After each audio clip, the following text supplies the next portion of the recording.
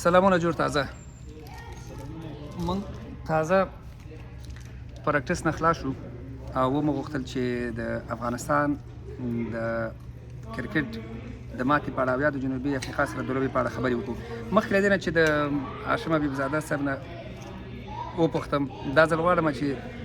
د مسلکي کرکټیانو سره لږ بحث وکړو چې د ماتې علتونو باندې وغږیږو او په آینده کې څه کول پکار دی چې دا ډول ماتو مخه ونیول شي. ابرار احمدزی هم زموږ ځوان لوبغاړی دی، په افغانستان کې هم ولایتي کرکټ کړی دی، مسلکي لوبغاړی دی، زموږ کوچ هم دی که نه. ښه مخکې له دې نه چې د دوی سره لنډ وغږېږم، هغه خپل نظر غواړم ووایم. په لیډرشپ او په منیجمنټ کې یوه اصطلاح ده سوات انالیسس ورته وایي، چې څلورو تورو نه جوړه اصطلاح ده، SWOT. اس معنا سترینث ستاسو قوت، W معنا ستاسو ضعف ویکنس، او معنا اپارچونیټیز او هغه T چې ده هغه تریټس. ښه دا څه معنا دا چې هره اداره، هر مدیریت، هر دفتر په هرې برخه کې د ژوند، زه خو هم د ژوند په هرې برخه کې، په کرکټ کې، په عادي ژوند کې، په دفتر کې خپل قوت، خپل ضعف، خپل فرصتونه او خپل کمزورتیاوې او هغه خطرونه او ګواښونه چې ورته متوجه دي هغه تحلیلوي، ارزوي، په هغه اساس تګلاره جوړوي. د افغانستان د لوبډلې لپاره د قوت ټکی څه شی و په دغه میچ کې؟ د دوی سپین بال او ټاپ آرډر بیټینګ و. ضعف یې څه شی و؟ ضعف یې دا و چې دوی هغه پیس ونه شو لوبولی، باید دوی په دې پوه شوی وای چې پیس ونه شو لوبولی. او برعکس زموږ تیزو توپ اچوونکو چې سوینګ او سیمې کار نه کوي، پیس یې نه درلودو، نو هغه ښه لاین او ښه لین باندې او د فیلډینګ مطابق او د پلان مطابق بالینګ ونه کړ. هغه فرصت چې شی و، فرصت دا و چې افغانستان باید د پاکستان د ورو پیچونو نه، د خپل سپین بالینګ نه او دغه آب و هوا نه استفاده کړې وای. او هغه ګواښونه دا و چې افغانستان د تیزو توپ اچوونکو په وړاندې ښه لوبه نه شوه کولی، نو دوی باید په دې باندې کار کړی وای. ما خو لس د یو مقایسه مې کړه د منیجمنټ او د ادارې سره، خو که رسمي سړی غږېږي نو قصه همدغه ده. ښه په هر حال غواړم له ابرار نه شروع کړم، زما څنګ ته ناز حبیبزاده صاحب سره به هم خبرې وکړو. ستا په نظر د افغانستان د ماتې عمده علتونه څه شي وو د جنوب افریقا سره؟ لوبه خو به دې خامخا لیدلې زه پوهېږم. بسم الله الرحمن الرحیم. سلامونه ټولو ته. نو همدارنګه کله چې افغانستان هم کله مخکې کومې غټې لوبې ګټلې دي، نو همیشه افغانستان په پاور پلی کې یو ښه سټارټ اخیستی ده. مثلا په آرچري کې موږ لوبې ګټلې، پاور پلی کې 3 یا 4 وکټې موږ ته فضل فاروقي، همداسې یو مسټر سپینر کم بودو نن، ځکه همیشه موږ سره مجیب که نه و، غضنفر موږ سره و، د هغه د تشه احساسي کېدله. نو زه همدا وایم چې پاور پلی کې لږ یو څه هغوی ښه ولوبېدل، ډیفنسیف سول. په اخره کې کله چې دوی سیټ سول او نور بالران ورته ایزي ښکاره سول او خپله لوبه یې ډېره په ایزي طریقه، په اسانه طریقه وکړه. که څه هم افغانستان په اخر کې ډېر ښه بالینګ وکړ، بېرته کمبیک یې وکړ، خو بیا هم هغه فضل فاروقي چې په اخر کې لږ کومې اشتباهات وسول او انشاءالله چې راتلونکي لوبې کوو همدغه کوو. بل د بیټینګ په برخه کې احمدشاه یو مثبت پوینټ و، هغه همیشه د افغانستان لپاره دغسې لوبې کړي دي. او بیا هم زیاتره پلیرانو ماینډسیټ فرق لري، ځکه زیاتره پلیران د 20 په ماینډسیټ وو، لیګونه لوبولي وو، د هغه ځای نه راغلي وو، نو بېرته که دوی چې ځان اډجسټ کوي او هغه کېږي، نو انشاءالله په راتلونکي لوبې کې به ښه وځي. مننه. د لیګونو خبره یاده کړه چې د بیټسمینانو فکر، هغه دماغ، هغه سوچ او فکر او د لوبې بڼه همداسې عیار شوې چې ګواکې دا هم T20 لوبه وه. او سپینرانو یادونه وکړه چې ښه دوی ښه هغه د قوت نه استفاده ونه شوه. تاسو په همدې نظر یاست حبیبزاده صاحب؟ د کرکټ د افغانستان د کرکټ ټیم طرفداري خو همیشه کړې ده، همیشه د دوی صفات هم کړی، همیشه دوی ته ناست دي، همیشه د دوی په هکله خبرې کوي. یعنې نن په غوسه یې؟ خو نن باید نیوکې مو ورباندې وکړو، دوی به موږ خفه نه شي. متاسفانه چې نن افغانستان په فیلډینګ کې، په بالینګ کې، په بیټینګ کې درې واړو کې ډېره خرابه وه. اول زه فکر کوم چې په ټیم کې باید لږ تغییرات راشي. زما په نظر، البته جعفر هم ما سره موافق نه ده په دې باندې. زه فکر کوم چې کله چې ستا کیپر 500 اوره د کیپینګ کوي او بیرته بیا اوپننګ ته وځي او اوپنر بیټسمن دا ورته سخت وي، د ستړي ستومانه وي، اعصاب یې ارامه نه وي، دا ډېره سخته ده. زه فکر کوم که د اکرام علي خیل ټیم ته راشي او هغه کیپینګ وکړي او ګربز ځان وساتي سم اوپننګ وکړي دلته به ښه ګربز نه وروسته کله چې د ګربز وکټه ولوېده ابراهیم ځدران راغی میدان ته هغه راغی ګربز نه وروسته څوک راغی میدان ته سیدي قتال راغی ابراهیم ځدران بال ته مخامخ و 15 شپږ بالې چې مس کړه دغه شپږم اووم او اتم اوور کې داسې فکر کېده چې ورخطا ده هر بال باندې بیټ تاوه هر بال باندې بیټ تاوه مس کوه به تر څو چې یوه شپږیزه ولګېده بلکې وکټ خپله وکټه د لاسه ورکړه داسې یو رقم موږ فکر کوو چې افغانستان بیرته تللی هماغه 10 کاله مخکې د افغانستان د کرکټ ټیم ده او همسې پرله پسې وکټونه لویږي او یو راځي او بل ځي یو راځي او بل ځي زموږ بالنګ کې د نور احمد نه ډیر توقع کېده نور احمد ډیر ښه بالر ده ځوان بالر ده ډیر ښه بالنګ کوي هغه د لاس هغه د بال تاوبلې طریقه یې داسې ده چې هر بیټسمن یې نشي لوستی مګر نن متاسفانه هېڅ خپل لاینې نشوی پیدا کوی یا به یې وایډ بال کوی یا به یې ډېر آفته بال کوی یا به یې دې خواته بیخي یو رقم د افغانستان ټیم نه داسې بازي بیخي ورکه وله هېڅ نه پوهېده چې کوم ځینې واخلي چې سره راټولې کېږي هر څومره کوشش چې دوی وکړ ټولوی نه شو او مونږ بل د څرخ چې ابرار جان ویلي چې فاضل حق فاروقي ته پکار ده چې دی دلته چې د ډټ اورونه هغه ورکول کېږي دی باید خپل هغه پاور نه کار واخلي هغه وخت د دې نه ده چې ته سلو بال ټرای وکړې هغه وخت د دې نه ده چې ته شارټ بال ټرای کړې هغه هم سلو بال ټرای کړې یا فل بالونه کوشش کوي یارکار وکړي هغه یارکار لین ته خرابېږي بیا درې دنې سر په سر څلوریز در باندې لګېږي دا بیخي په دې ساویا باندې په داسې یو چمپیون ټرافي کې چې تاسو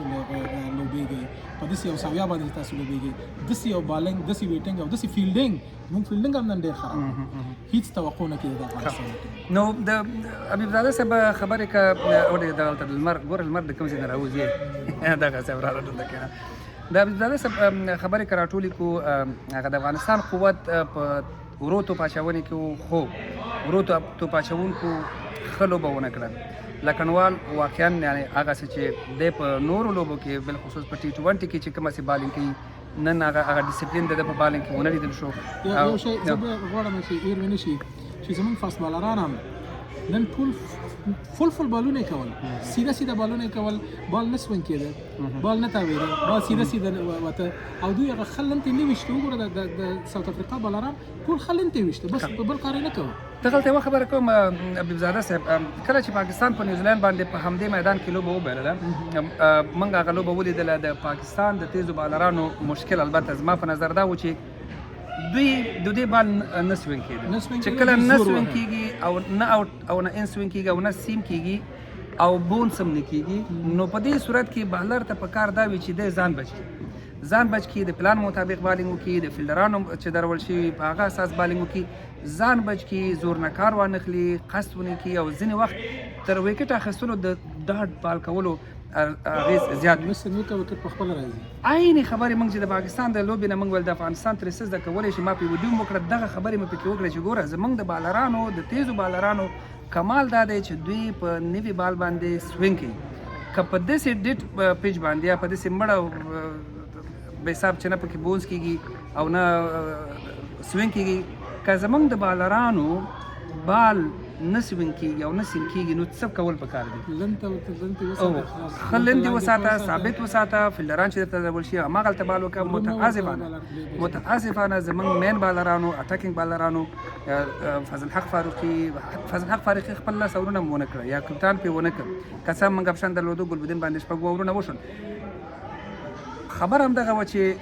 هغه د دوی کم قوت چې و هغه قوت چې کار ونه کړي نو بیا دوی نه لاره ورکه شي یو علت دا و دویم علت دا و چې معمولا د افغانستان په اړه چې ویل کېږي د دوی قوت ټکی چې د سپین ټوپ دی زموږ راشد خان چې وکټه وانخلي طبیعي ده چې د لوبې ګټل لږ سخت کېږي په بیټینګ کې زه تاسو سره موافق یم افغانستان اکثریت لوبغاړو د ټي 20 په فکر باندې دې لوبې ته وکتل په دې پیچ کې تر 3.5 پورې هم هدف پوره شوی او یا افغانستان ته څه باندې شاوخوا شپږ منډې پکار وي په هر اور کې 6 رانځه 2 رانځه 3 رانځه 4 رانځه ګورئ د افریقا د بالرانو تیزو بالرانو بال هم نه سوینګ کېده خو د هغوی کمال په څه شي کې و قدونه یې جیګ و او سرعت یې ډېر درلودو او هماغه ځي کې چې زموږ لوبغاړو زموږ توپوهونکو ښه لوبه نه شوه کولی بار یې ورته هملته بالونه غورځول او موږ نتیجه ولیدله بې احتیاطي وارخطایي د شلو اورونو په فکر سره لوبه کول هغه حالت سچویشن نه درکول، په هماغه اساس ځان نه یارول، مسؤلیت نه اخیستل. بالاخره بیټینګ هماغسې او فیلډینګ هماغسې چې حبیب زاده صاحب وویل ډېر خراب فیلډینګ وشو. په خراب فیلډینګ کې تقریبا یو 10-15 رنزونه خو به موږ په دې کې هم ورکړي وي او خلاص نتیجه دا شوه. اوس څه کول پکار دي انګلینډ سره؟ افغانستان چانس لري چې را روانې دواړې لوبې وګټي چې سیمرن ته ووځي. کله لکه څنګه ما تاسو راپور هم پیدا کړی چې د افغانستان او د انګلند ترمنځ هغه لوبه چې دا یو د چمپیونز ټرافي د خپل لوبو نه شمارل کېږي او افغانستان د انګلند په مقابل کې ډېر ښه چانس لري، خو چې بیا دغسې لاره ته یې ورکه نه شي. چې زما په نظر بیا هم زه دې باندې ټینګار کوم چې باید تاریخي ټیم کې راشي او رحمان الله ګربز د فیلډینګ وکړي، آرامه یې سټډي ویني او اوپننګ دې وکړي او په ډېر آرامه دې اوپننګ وکړي. مونږ چې په چنای کې د پاکستان په خلاف 282 رنزه پوره کړي، په دې پیچونو کې خو مونږ ته باید 3.5 شي. ابرار څه وکړو چې د انګلند او استرالیا لوبه وګټو چې بالاخره سیمي فینال ته ووځو؟ په کار دا ده چې او کله چې موږ د انګلند سره لوبه کوو او هغه په سټارټ همیشه یعنې فضل فاروقي ته په کار ده چې موږ ته ښه سټارټ راکړي او پاور پلې یعنې موږ له همیشه په غټې لوبې چې موږ ګټلې دي پاور پلې موږ ډیسایډ کړی چې هغه لوبه موږ ګټلی شو که نه شو ګټلی. نو په هماغه پاور پلې کې که موږ د یو څه ټاپ آرډران د هغوی واخلو نو بیا موږ سره سپین بالنګ وروسته شته بل نور احمد، راشد خان او نبي، هغه موږ ته په اخر نور اورونو کې ښه اورونه موږ ته ترسره کړي. نو انشاءالله د موږ چانس ته دا ورو څه چې ډېره ضروري ده چې پاور پلې کې موږ کوشش وکړو چې وکټې واخلو او پاور پلې کې کوشش وکړو چې وکټې ورکړو. زه یو درې ټکي به پکې زیات کوم، نور مزاحمت نه کوم. د انګلینډ قوت په څه شي کې ده؟ د انګلینډ قوت د دوی ټاپ آرډر بیټینګ دی، بالخصوص د دې کپټان او د دوی جیروټ او بټلر. دا د دنیا په هغه اوډیای کې په هغه ټاپ رینکینګ کې په د دنیا هغه کلاسیک هغه بهترینو لوبغاړو کې شمیرل کېږي. بل د قوت ټکی د دوی هغه دنګ بالران دي. عین د ساوث افریقا د جنوب افریقا قصه ده. د دوی د بالرانو قدونه جګ دي. زموږ دا لوبې دوی سره په لاهور کې وي. د لاهور پیچ هم تقریبا د کراچي د پیچ په څېر بیټینګ ته برابر فلټ اوار پیچ دی. نو د انګلند د بالرانو کمال به دا وي لکه جعفر آرچر تاسو وګورئ، د دوی هغه نور وورډ دا که وګورئ، کیدای شي د دوی بالونه سوینګ نه شي، سیم کار ونه کړي، مګر دوی دا کمال لري چې د خپل هغه دنګو قدونو نه استفاده وکړي، په ښه لاین او لین باندې بال واچوي. او بیا به هم زه مطمئن یم چې انګلند به د افریقا سره د افغانستان لوبه لیدلې وي او په همدې اساس به دوی مخې ته تللي وي. که د افغانستان په ټیم کې که دغه پیچ دغسې وي، زه داسې نظر لرم چې موږ یو بل سپینر ته ضرورت لرو. بل سپینر لرو، ننګیال خروټی دی، آلراونډر دی، کوچ او روزونکی او کپټان پوهېږي چې د چا په ځای هغه راولي. نور نو ځکه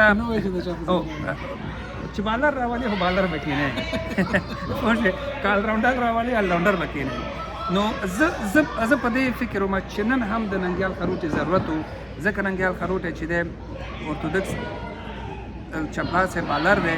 او د هغه کمال په دې کې دی چې ډېر ثابت لاین او لینت ولي او بالونه ډاټ کوي. او په دغسې میچونو کې چې 4-5 باله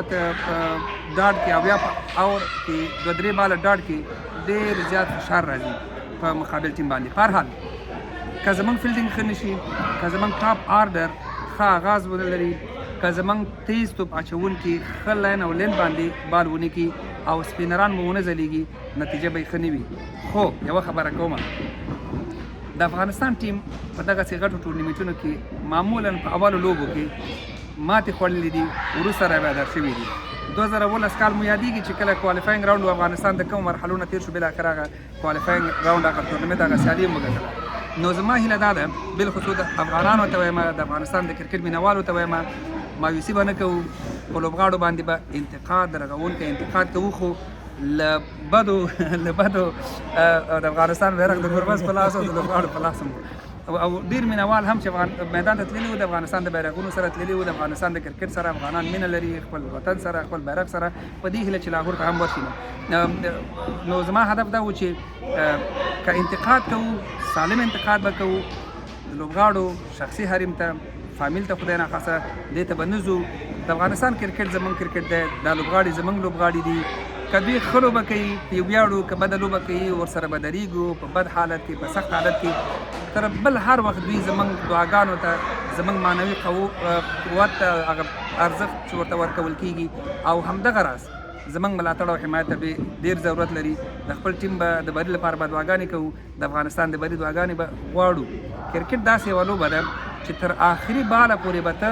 نه تسلیمېږي او د کرکټ لوبغاړي اصلي مبارزین دي. بیا د افغانستان لوبغاړي خو په نړۍ کې ثابت مبارزین دي. نو زما هیله دا ده دعا به کوو چې انشاءالله له استرالیا یې وګټو، له انګلینډ نه وګټو، چې فاینل ته وګټو. نو ډېره مننه، ټول مو ودان، آباد اوسئ. ډېره مننه.